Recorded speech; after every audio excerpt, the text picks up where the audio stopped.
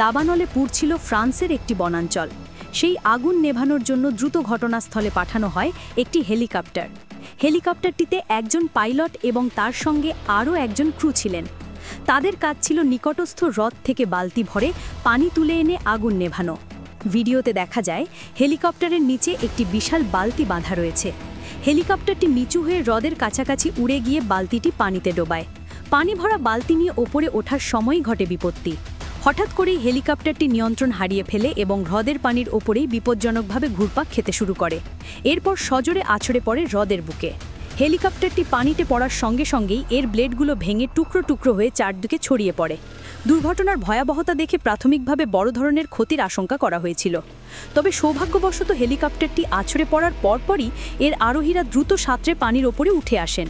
তাদের শারীরিক অবস্থা সম্পর্কে বিস্তারিত তথ্য এখনও জানা যায়নি, তবে তারা সুরক্ষিত আছেন বলে জানা গেছে। নেটিজেনদের প্রতিক্রিয়া। এই দুর্ঘটনার ভিডিওটি সামাজিক যোগাযোগ মাধ্যমে দ্রুত ছড়িয়ে পড়েছে। ভিডিওটি দেখে নেটিজেনরা উদ্বেগ প্রকাশ করেছেন এবং আরোহীদের নিরাপত্তা নিয়ে উদ্বেগ জানিয়েছেন।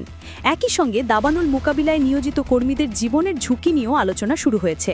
ফ্রান্সে সাম্প্রতিক সময় একাধিক দাবানলের ঘটনা ঘটেছে, যা মোকাবিলায় দমকল কর্মী এবং অন্যান্য জরুরি পরিষেবার কর্মীরা নিরন্তর কাজ করে যাচ্ছেন। এই দুর্ঘটনাটি আবারও দাবানল মোকাবিলায় জড়িত কর্মীদের জন্য বিদ্যমান ঝুঁকির বিষয়টি সামনে আনল।